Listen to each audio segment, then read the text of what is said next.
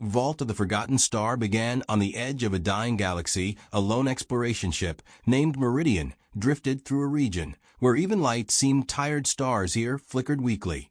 As if struggling to stay awake, most crews avoided this part of space. But Meridian had orders to investigate a strange pulse that had been detected only once, a signal older than human civilization, a signal shaped like a heartbeat from a star that no longer existed. The crew expected nothing, maybe an old probe, maybe a natural echo. But when they reached the coordinates, they saw a structure floating in the dark, not a station, not a ship, a vault, a massive geometric object made of black stone and silver lines. It rotated slowly, in silence, too perfect, too still, as if reality bent around it. Commander Rhea, order to scan. The scanners returned impossible results. Zero mass, yet visible, no energy, signature, yet glowing from inside, no movement yet. Clearly drifting, they approached, cautiously. The vault surface shifted as Meridian neared. Symbols appeared across its face, lines of light forming shapes that looked like constellations no human had ever mapped. Then a voice echoed through the ship, not through speakers inside there. Minds calm, ancient, heavy. Enter. The crew froze. Rhea tried to resist, yet her hands moved on their own. The docking clamps extended. A soft beam of pale light pulled Meridian into the vault. Inside the vault, there was no gravity, no sound, only a vast chamber filled with floating shards of crystal. Each crystal held something inside, not material, not quite memory, moments of time, scenes frozen like insects in amber. One crystal drifted to Rhea. It pulsed once she touched it. The chamber dissolved. She saw a star from long ago, bright blue, and immense around it, a race of beings unlike anything she had imagined. Tall forms of shimmering white light, they walked through their world with grace. Their cities hovered above seas of silver mist. They spoke in pure vibration, their lives calm, their knowledge deep. This star had been their home, their heart, their power. But something ancient woke in the dark between galaxies, a force that fed on stars, a devourer of light and time. When it reached their system, the blue star collapsed into a silent void. The beings tried to flee,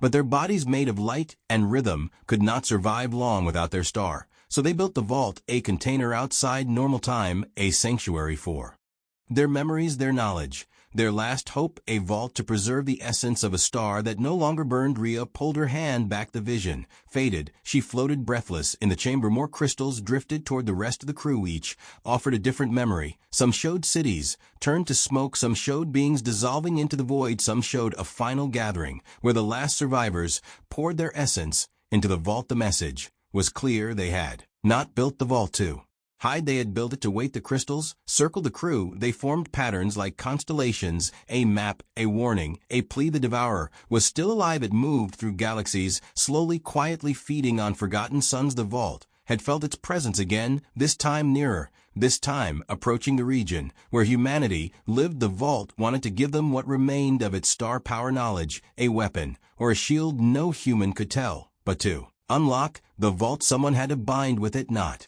physically, through mind and memory, a mind strong enough to hold the echo of a dead star, a mind steady enough to shape the crystal songs. The crystals drifted toward Jalen, the youngest crew member, quiet, thoughtful. He reached out. The crystals circled him, not trapping, choosing. Rhea tried to step forward. The chamber held her still. The vault had decided. A crystal touched Jalen's forehead. A surge of brilliance filled the chamber. The vault brightened. Symbols across the walls lit like constellations. Reborn. Jalen's body shook as his mind stretched across vast memories. He saw the rise of the star, its fall, its silence, its lingering heartbeat inside the vault. When the light faded, he floated calmly, but his eyes were not the same. They glowed faint blue, the color of the forgotten star. He said softly, the vault is awake, and it remembers everything. A deep tremor rumbled through the structure. The devourer was searching it, had sensed the vault's awakening. Jalen raised his hand. Shards of crystal gathered around him. They shaped themselves into a spiral of light, a weapon born from memory and silence. He looked at the crew. We cannot run, we cannot hide, we can only meet. Rhea hesitated. They were explorers, not warriors. But the vault pulsed again. Images flooded her mind. Galaxies, devoured stars, erased civilizations, silent and forgotten. She nodded. Jalen stepped into the center of the chamber. The crystal spiral rose behind him. The vault opened, a massive door of pure light unfolding into the void beyond it. They saw the devourer, a shape without shape, a shadow, without edge, drifting across space. Like a wound that had never healed, the vault hummed. Jalen raised the spiral, the crystals, sang a song of a star that died yet refused to vanish. A memory turned into a blade. The devourer recoiled. It felt something new, something it had not faced across endless ages. Defiance light erupted. The void shook, the vault trembled. Then everything went silent. When the crew awoke, the door had closed. The devourer was gone. The vault floated quietly, its light dim, its purpose fulfilled, or simply paused. Jalen drifted nearby, alive, changed, part human, part memory of a forgotten star. He whispered, "It will return. But so will we." The vault slowly released Meridian. The crew watched as its symbols faded back into darkness, a guardian waiting in the cold, holding the echo of a star that had refused to die. As Meridian flew away, the vault pulsed. Once a heartbeat, a reminder: some stars may be forgotten, but their stories are not, and their guardians still watch the sky.